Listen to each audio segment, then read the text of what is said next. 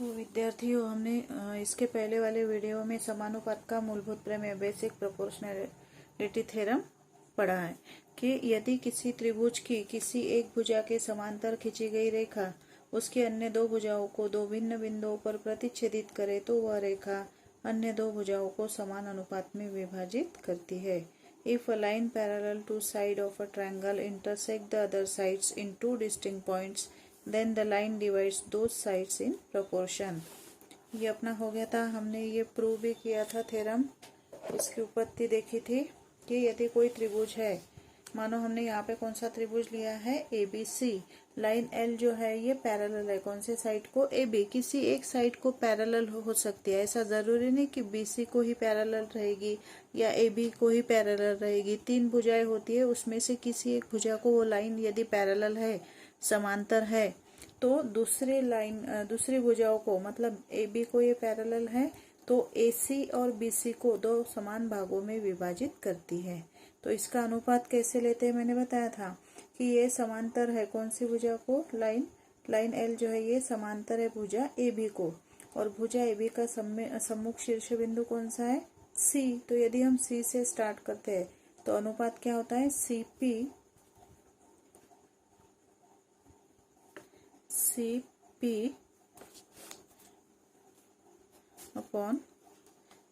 Upon क्या आएगा, AP या PA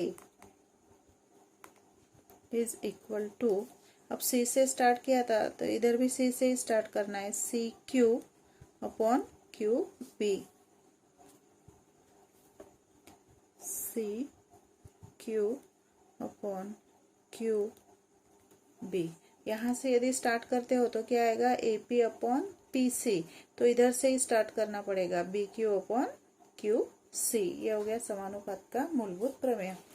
अब हमें देखना है समानुपात के मूलभूत प्रमेय का विलोम, यानी उसका उल्टा, converse of BPT, basic proportionality theorem का कन्वर्स यानी उसका विलोम।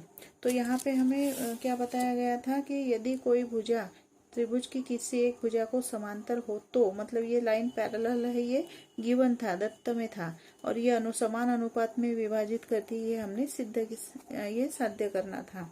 अब यहाँ पे उल्टा है, यहाँ पे क्या दिया रहेगा, यदि कोई रेखा त्रिभुज की दो भुजाओं को समान अनुपात में विभाजित करती है तो, यदि से करती है तक दत्त यानी गिवन में आता है। मतलब यहाँ पे क्या दिया हुआ है कि कोई ऐसी रेखा है जो त्रिभुज की दो भुजाओं को समान अनुपात में विभाजित करती है। जो समानुपात के मूलभूत प्रमेय में साध्य करना था वो अब यहाँ पे गिवन में यानी दत्त है, मतलब दिया हुआ है कि जैसे हम यहाँ पे लेते हैं कि PM upon MQ is equal to PN upon NR। ठीक है, जो हमने वहाँ समानुपात के मूलभूत प्रमेय में साध्य किया था, अब यहाँ पे ये दिया हुआ है कि कोई रेखा त्रिभुज की दो भुजाओं को समान अनुपात में विभाजित करती है। साध्य क्या करना है, प्रूव क्या करना है, तो वह रेखा उस त्रिभुज की तीसरी भुजा के समांतर होती है। मतलब ये जो लाइन ये PQ और PR को समान अनुपात में विभाजित करती है, तो यह रेखा त्रिभुज की तीसरी भुजा, यानी अब ये भुजा बची है, तीसरी भुजा को समांतर होती है। मतलब ये जो लाइन है लाइन L, ठीक है, लाइन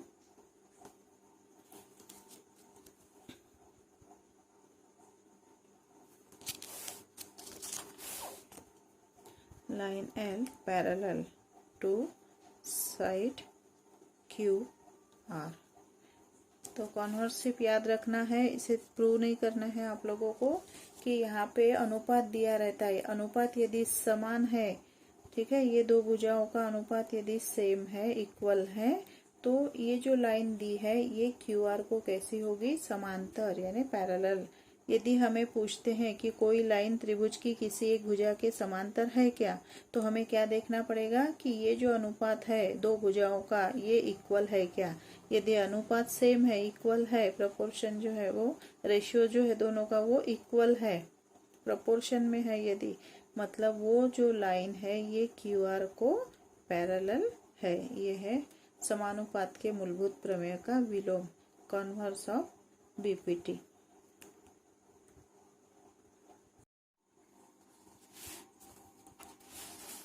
तो ये जो प्रश्न संग्रह 1.2 है, इसका पहला उदाहरण तो हमें करना नहीं है, जो सेकंड एग्जाम्पल है, ठीक है, वो करते हम लोग। तो ट्रायंगल पी क्यू आर में पी एम दिया हुआ है, पी क्यू दिया है 25, पी आर 20, एन आर 8। तो बताइए रेक एन एम, मतलब ये जो लाइन है ये भुजा क्यू आर क्यू को समांतर है क्या, पैरेलल है कि, ये बताना है, कारण लिखना है। तो अभी हमने देखा कॉन्वर्स ऑफ बीपीटी, समानुपात के मूलभूत प्रमेय का विलोम, कि वो रेखा कोई रेखा त्रिभुज की किसी एक रेखा को समांतर कब होगी, जब उसकी अन्य दो भुजाओं का अनुपात जो है वो कैसा होगा, इक्वल होगा, यानी समान होगा। यानी क्या आना चाहिए, P M upon N R की जो वैल्यू आएगी और P M upon M Q की जो वैल्यू आएगी, वो दोनों वैल्यूज कैसी आनी चाहिए, सेम आनी चाहिए। तो P पहले हम कौन सा रेशियो लेते हैं, अनुपात P M upon N are. तो पी एन दिया हुआ है क्या यहाँ पे, ठीक है। तो ये आकृति कौन कौन से माप दिए हुए हैं, ये पी आर दिया हुआ है पूरा, पी आर कितना है 20 और एन आर दिया है 8, लेकिन पी एन दिया नहीं है। तो हम पी एन निकाल सकते हैं, क्योंकि पी एन आर कैसे पॉइंट्स है, ये कोलिनियर पॉइंट्स है, एक रेखीय बिंदु है। मतलब P R is equal to, P R यानी कौन सी दूरी है, दो दूरियों का योगफल, N R plus N P, ठीक है। तो इससे हम पहले क्या ज्ञात करेंगे, पी एन। तो वैसे इस तरफ भी पी क्यू दिया हुआ है 25 और पी एम दिया है 15, लेकिन ये चाहिए हमें P M upon M Q लेते हम रेशियो, तो एम क्यू दिया नहीं है। तो यहाँ पर भी हम क्या करेंगे, P Q is equal to P M plus M Q, ठीक है। तो पहले तो जो वैल्यूज दी है वो पहले यहाँ पे लिख लेना है, उसके बाद पी आर, ठीक है, ये जो है पी आर, ये क्या है, दोनों का योगफल, P N plus N R, P N plus N R. क्यों बोल रहे हैं हम लोग, क्योंकि ये तीनों पॉइंट्स कैसे हैं, एक रेखीय बिंदु है, कोलिनियर पॉइंट्स है, पी एन आर। तो पी आर दिया हुआ है 20, पी एन हमें ज्ञात करना है और एन आर कितना है 8। तो यहाँ पे 28 को इधर लाएंगे minus, therefore P N is equal to कितना आएगा 12, ठीक है। पी एन की वैल्यू मिल गई हमें। वैसे अब यहाँ पे P Q is equal to P M plus, P Q क्या आएगा, P M plus M Q, M Q. तो पी क्यू कितना दिया हुआ है 25 और P M 15 plus M Q, और 15 को इधर लाएंगे, 25 minus 15 is equal to M Q. तो घटाओ इसमें से कितना आएगा 10, देयरफॉर एम क्यू की वैल्यू क्या आई 10, ठीक है। अब हम अनुपात निकालेंगे, कौन सा अनुपात, पहले P N upon N R, P N upon N R. P N की वैल्यू कितनी आई, अभी हमने निकाली 12, और एम एन आर तो दिया हुआ है, कितना है 8। तो 8 और 12 दोनों को ही भाग जाती है, मतलब दोनों कौन से पारे में आता है, 4 से भी भाग जाता है 8 में और 12 में। तो 4 एकम 4, 4 दूनी 8, 4 तिहाई 12, यानी कितना आएगा 3/2। इससे देंगे हम equation number 1। Second ratio P M upon M Q, P M upon M Q, P M की वैल्यू, पी एम दिया हुआ है कितना है 15, और एम क्यू अभी हमने निकाला कितना आया 10, 5 से भाग जाता है दोनों में, 5 दूनी 10, 5 से 15। इसका भी आंसर कितना आया? 3/2। मतलब ये दोनों रेशियो कैसे हैं? इक्वल है। Pn/nr is equal to Pm/n3। Pn/nr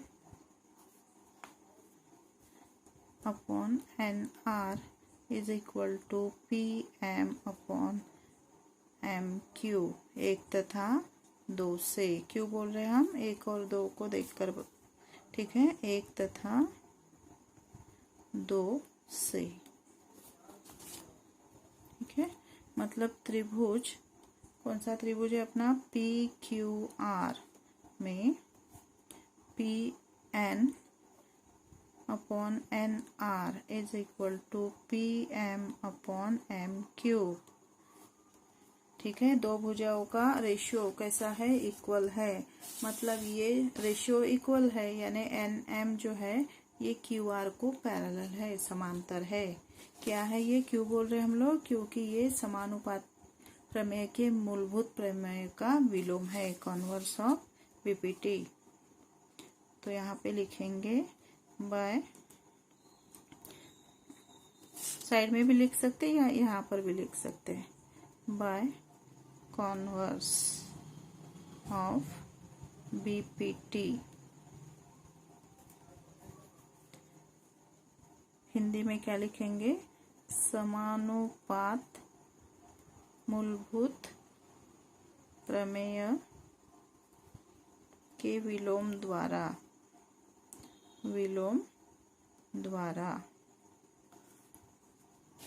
क्या आएगा कि रेख MN, रेख यानी सेक MN पैरेलल, ठीक है, पैरेलल टू साइड, कौन सी साइड है? QR।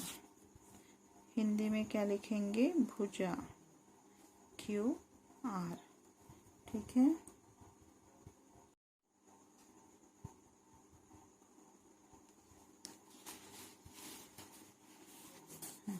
अब ये गणित है उदाहरण नंबर 4। तो यहाँ पे आकृति दी हुई है। त्रिभुज कौन सा है? A, ठीक है, ABC। तो यहाँ पे कोण APQ कितने का है? 60 डिग्री दिया हुआ है। और ये जो कोण है B पर बनने वाला, ये भी कितने का है? 60 डिग्री। हमें क्या करना है? जो जानकारी दी है उसके आधार पर AP/PB is equal to AQ/QC, ये अनुपात सेम है। AP/PB is equal to AQ/QC, ये सिद्ध करना है, प्रूव करना है। अब ये अनुपात कब सेम होगा? हमने समानुपात का मूलभूत प्रमेय पढ़ा है कि ये अनुपात कब इक्वल आता है? यदि कोई रेखा त्रिभुज की किसी एक भुजा को समांतर होती है। मतलब ये जो रेख PQ है, ये भुजा BC को हमें पैरेलल यानी समांतर दिखाना होगा। तो तभी ये सिद्ध होगा कि ये दो अनुपात जो है रेशियो ये इक्वल है। तो ये दो रेखाएं समांतर हो सकती है क्या? अब जो जानकारी दी है उसके आधार पर ही हमें वो उनको समांतर दिखाना है। तो जो 9वीं में हम लोग पढ़ चुके हैं उसका उपयोग अब यहाँ पे करना है कि ये जो एंगल है APQ और एंगल ABC, ठीक है, या हम बोल सकते हैं PBC, ये दोनों एंगल जो है वो कॉन्ग्रुएंट है, सर्वांग सम है ना। और ये कौन से एंगल है? संगत कोण, ठीक है। और संगत कोण यदि सर्वांग सम है तो संगत कोण कसौटी द्वारा ये जो रेख PQ है ये क्या हो जाएगी? BC को पैरेलल यानी समांतर। मतलब यहाँ पे कौन सी कसौटी लगाना है हमें? संगत कोण कसौटी, करस्पॉन्डिंग एंगल टेस्ट, ठीक है।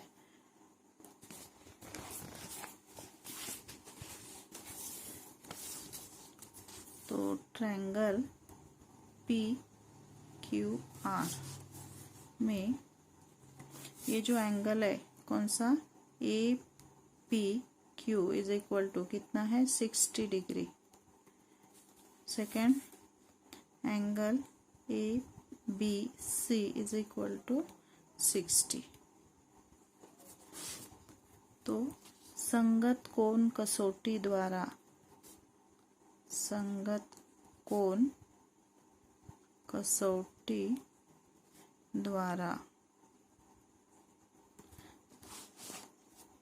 बाय करस्पॉन्डिंग एंगल टेस्ट क्या होगा, रेख यानी seg P Q parallel to side यानी भुजा बी सी।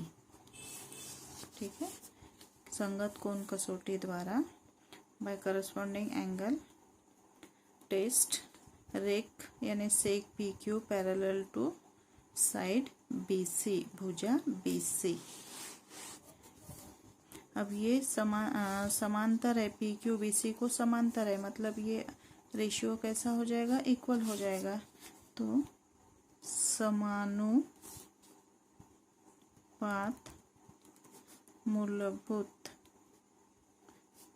समानुपात के मूलभूत प्रमेय द्वारा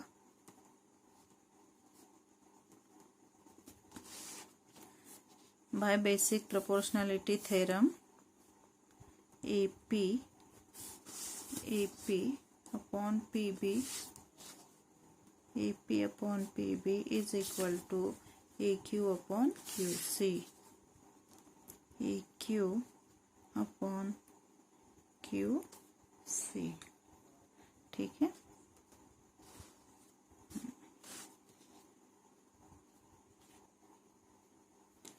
तो ये जो कोण समद्विभाजक का प्रमेय है एंगल बाइसेक्टर थ्योरम, वो हमें नहीं है, इसलिए उस पर आधारित उदाहरण भी नहीं करना है। तो डायरेक्ट अभी हम कौन सा एग्जाम्पल करेंगे, 10वां। क्या है, तो यहाँ पे आकृति दी गई है और ये बॉक्स है ना, तो ब्लैंक बॉक्स है, यहाँ पे इनको फिलअप करना है। तो ट्रायंगल XDE कौन सा ट्रायंगल है, XDE मतलब ये ट्रायंगल इधर वाला, ठीक है, लेफ्ट साइड का। तो PQ जो है वो DE को पैरेलल है, दिया हुआ है, तो यहाँ पे क्या आएगा, गिवन यानी दत्त। ठीक है, सेकंड XP, अब ये PQ पैरेलल है किसे, DE को, तो DE का सम्मुख शीर्ष बिंदु कौन सा है, PQ पैरेलल है DE को, तो DE का सम्मुख शीर्ष बिंदु अपोजिट वर्टेक्स X। तो यहाँ से स्टार्ट करेंगे, XP अपॉन क्या आएगा, PD, XP लिखा हुआ है यानी बटे में क्या आएगा, PD is equal to XQ upon QE, QE तो दिया हुआ है, मतलब ऊपर क्या आएगा, XQ।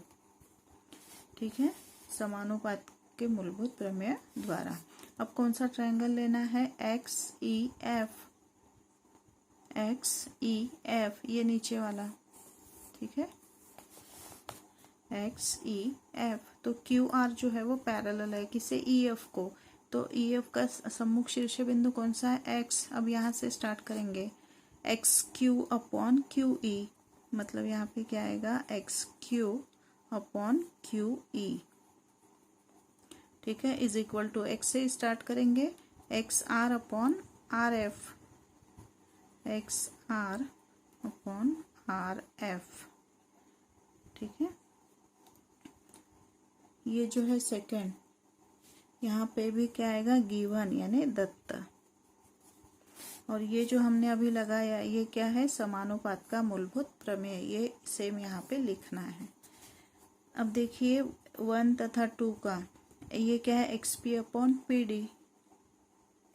ठीक है, दोनों तरफ देखो, इक्वेशन 1 और 2 में क्या कॉमन है, XQ अपॉन QE, यहाँ पर भी क्या है, XQ अपॉन QE, ये दोनों इक्वल है ना, मतलब ये साइड भी कैसी रहेगी, उनके equal, XP upon PD is equal to क्या आएगा, XR अपॉन RF।